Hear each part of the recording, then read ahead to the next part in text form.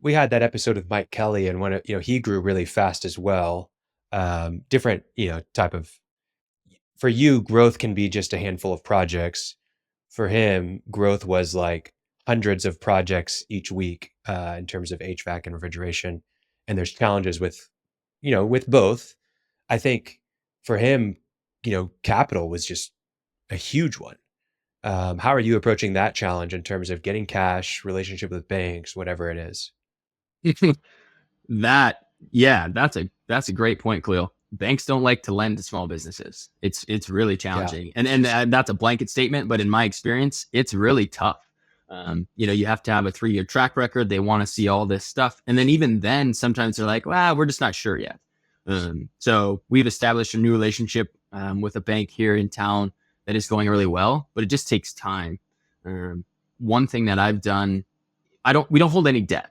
We don't hold any debt.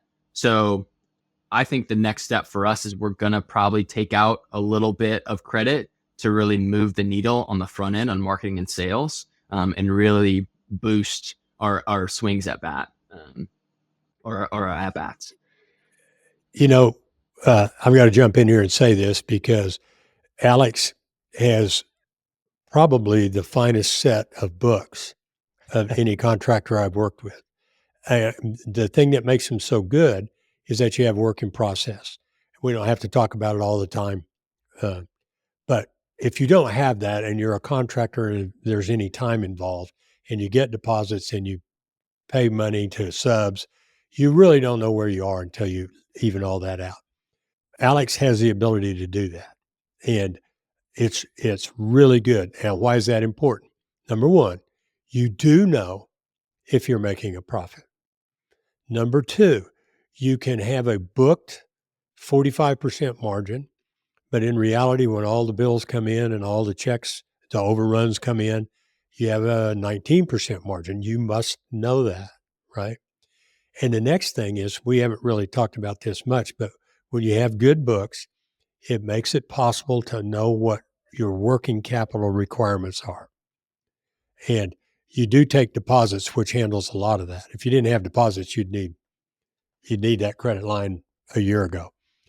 But so when you look forward and you go to a bank and you show them that I have work in process, good books, I'm consistently profitable, I know what my margins are, I know what a margin is, and here are my working capital requirements, and here's how I figured them. The odds of that bank giving you a loan go up. Not as much as if you give them 160 acres of land as collateral, but Yeah. I have to tell this. I ask almost every banker I've ever met, I said, what characteristics inspire you the most when it comes to making a lending?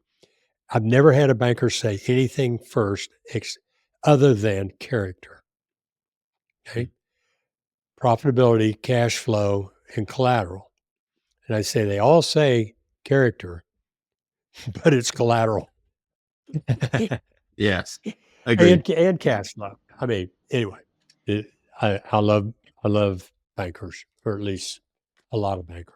Yeah. So, And I think one key thing to highlight in that, Mark, right, is we do have a great set of books, thanks to both of you for helping with that. And I gave that. So this new relationship at this bank, I gave them all of that. And the amount of credit card, the line on the credit cards they gave us was $3,200. And I mean, that's just not enough. And I told him, I was just like, we got to do better than that, and it took a long time. And now we're at 15. So again, still not enough. Well, they also have to show good results. You can accurately report bad results, which Fair. you're not doing, but and then also there's a level of banks. There are levels of bankers, and if you're working with some guys who anyway, but keep the good books, man. It will absolutely grease the rails when you're as you keep going.